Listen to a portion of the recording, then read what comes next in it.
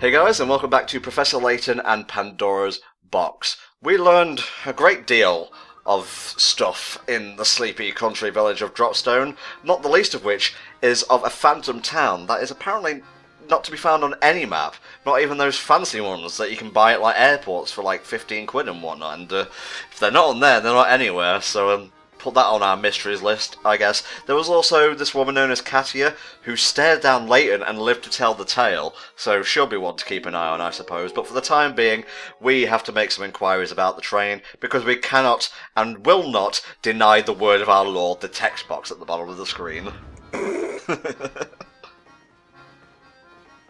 Now, moving on.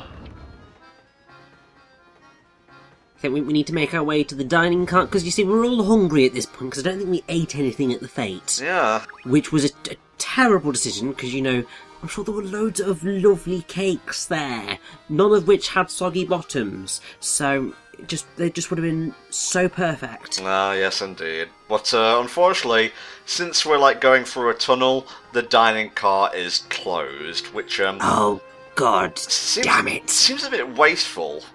You know, it's like, I know. Your food tastes the same whether you're viewing, you know, a beautiful country vista or just, you know, in the dark. You know, it's not like the flavour shuts off when it goes inside a tunnel, like your mobile phone or something.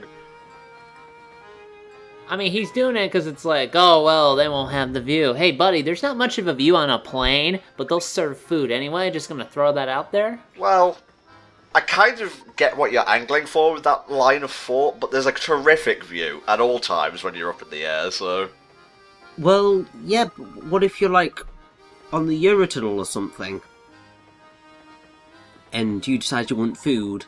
That's not going to be a problem, is it? Because you're just going to eat. Ah, yes, the Eurotrain's famous hunger strike policy. No one can eat from, like, I don't know, Dover to Calais. It's really bad when you have to lay over, too. I mean, to be fair, if you're on the Eurotunnel, you're in your car, but... Ah, I miss THD, says the cook who has now gone on to name all of his utensils and whatnot. I'm glad you finished that thought. Because they say, I miss THD. I'm right here, motherfucker. Oh, it's like he's still here with us. I know, it's almost like I can hear his voice. Good old Nosuke, always there when we need someone for a puzzle. That's way more funnier than it needs to be, I think. Yeah, they should record like the Part 8 JoJo, though. I think in, like, Eyes of Heaven, like, in-game, that Josuke's named Josuke 2. That's what they decided to call him. They thought about this for a good long 10 minutes and decided to go with that. Oh, Araki, you bant-loving maniac. Anyway, let's talk to this dude who's strangely enamoured with his finger. Nice finger smelling to you, governor. My hair is a bagel. My hat is a beret. We won't be going to Luxembourg, by the way, so don't get your hopes up for any more Dropstone antics. No, we've left that idyllic scenery behind. And we are heading to, lands unknown. Just another of the, many appealing factors that a train ride brings to your life. And I'm being serious there, I'm not being facetious. Trains are a really, really convenient way of travelling around, and I'm going to throw this out there, this is a hot take. The introduction of the, you know, locomotive and whatnot really did help human civilization advance in leaps and bounds. Oh, definitely. I mean, they're still useful now, it's just if only they would actually, you know... Well, I mean, I will say, every train I've ever caught has turned up on time, and has made it to its destination on time, of which I'm very thankful. But obviously there's quite a lot of people complaining. It's just like they never turn up on time, they're always really cramped and horrible, and yada yada yada yada yada.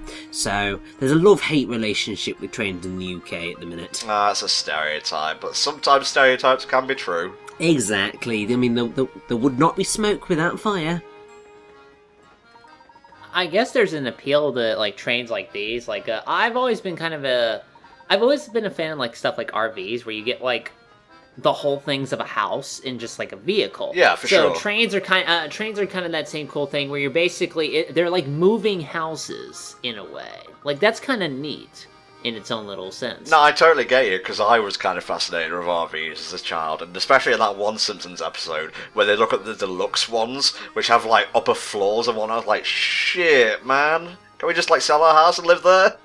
I forgot there was an episode where was it Homer or Ned they got an RV? I think it was Homer, and I think it was one of the very first episodes in season 1 as well. Oh, it's been a long time. I'd really have to go back and look that up. I haven't watched Simpsons in a good while, especially the older ones, which I used to watch with my sister, like, all the fucking time. This episode will go up around, like, Christmas time, or, like, close to it. That's usually when I go back and watch the classic Simpsons seasons. I don't know, there's something just very cozy and festive about them, but, enough of my shitty nostalgia. Here's a puzzle worth 40 picarats, so you know it's gotta be legit. Let's see, we have like half of the shapes available in Lucky Charms here. I guess we have to guess the next one.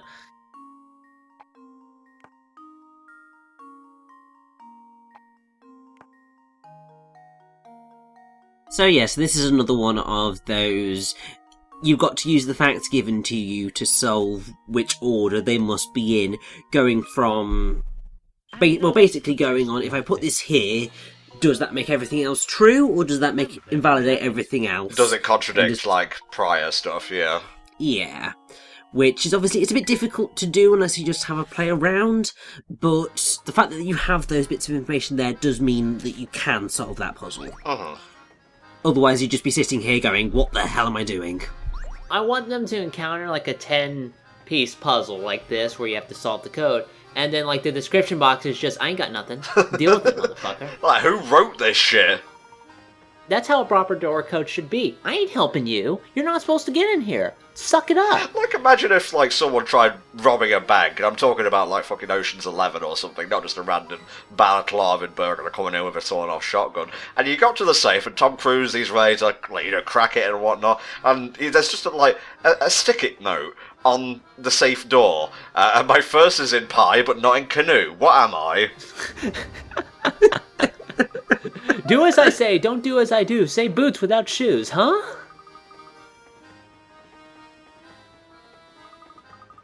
I guess they just didn't feel like designing different rooms, because this looks exactly the same as in the pleb class, I'm gonna be honest. But you can't see the back, because we are facing the front of it. Maybe the back is, like, super huge and has, like, its own bathroom or something.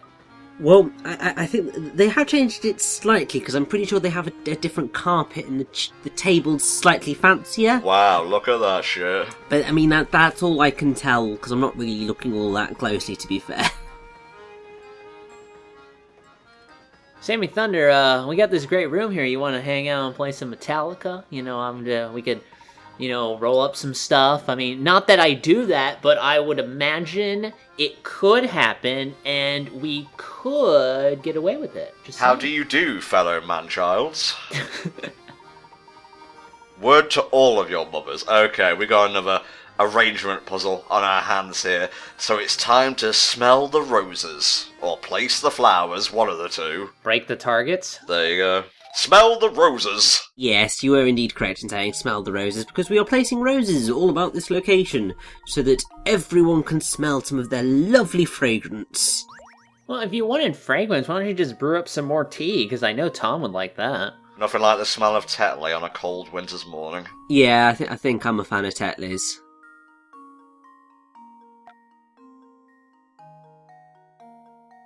Although, to be honest, I'm drinking Thai Fu right now. Ooh. And it's not bad for one of the cheaper varieties.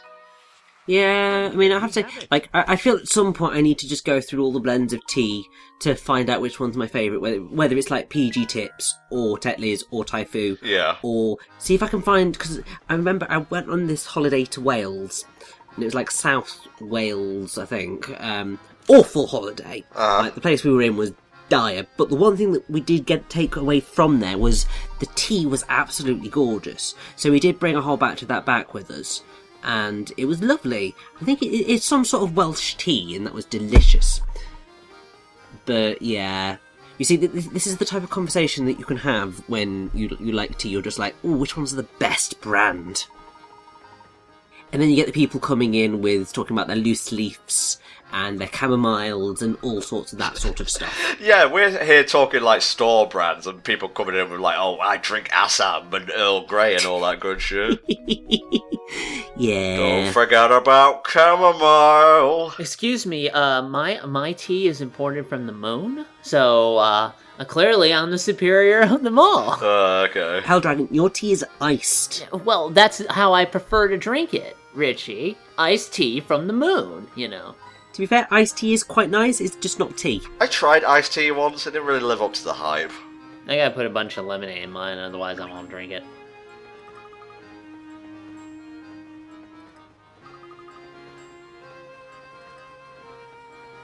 Oh man.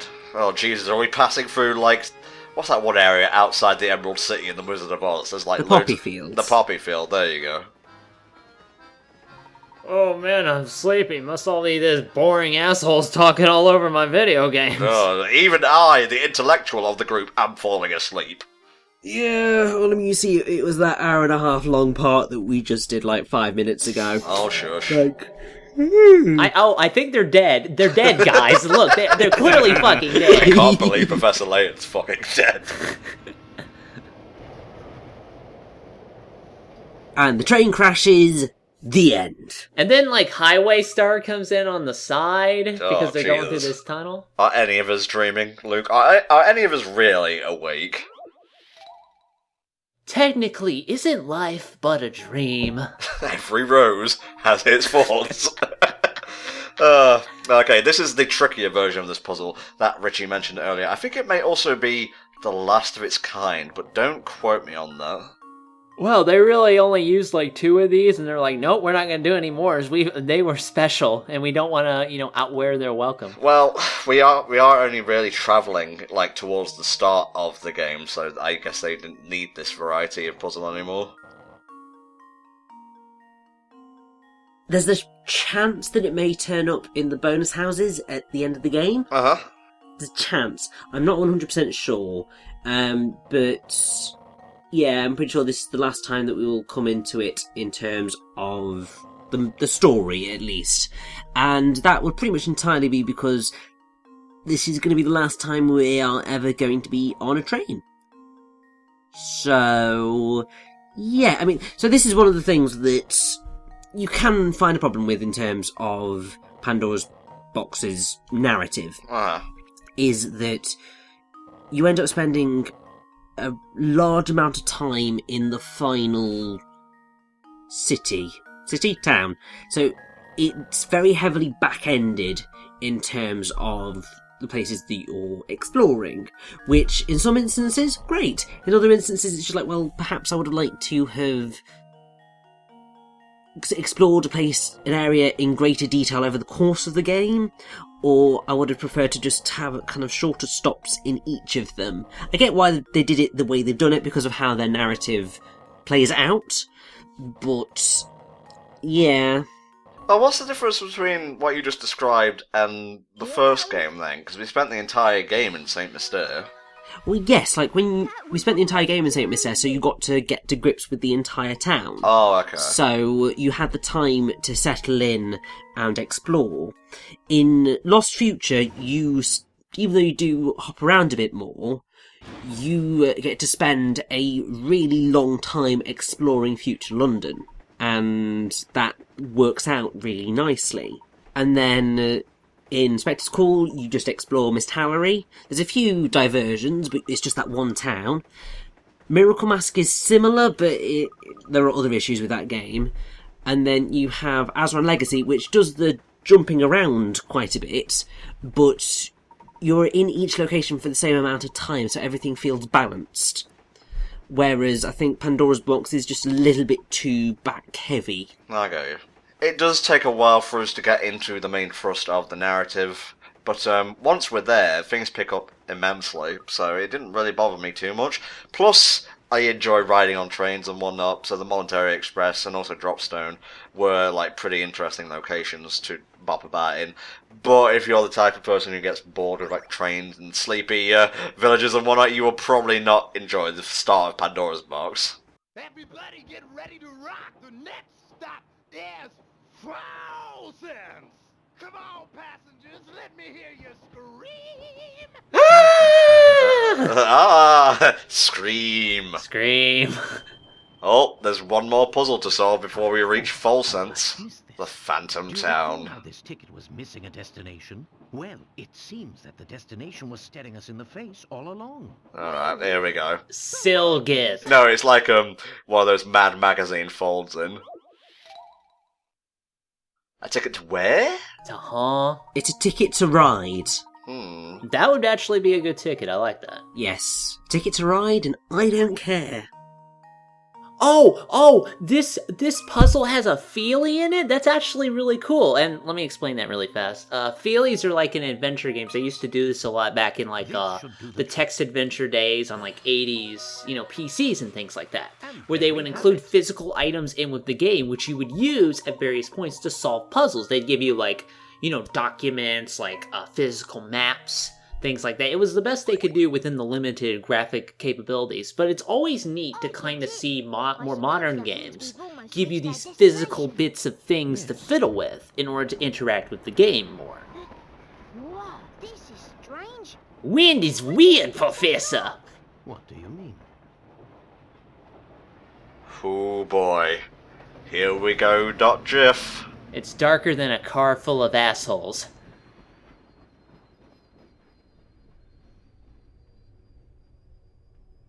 I believe we found another curious village, although it's more like a curious town, to be fair.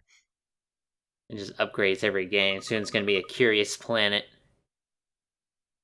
You joke about it upgrading, but the next game is literally a curious city. Again, I went to the bathroom, Luke. We'll get to the curious town / city when we get to it, by the way. Well, you're supposed to be looking after her, not the other way around.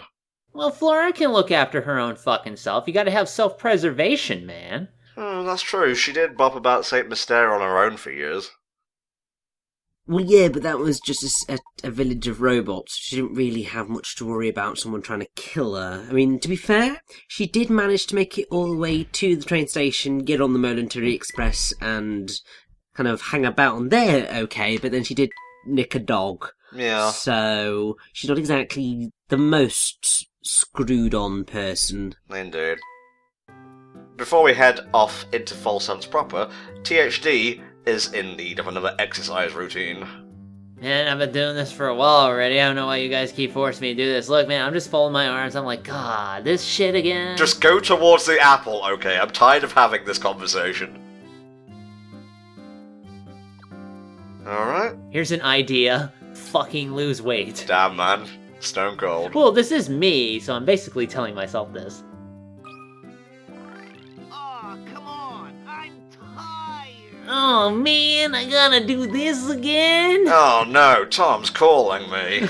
Oh, I guess I'll go to my computer and do some... He looks so sad. Like, oh, man.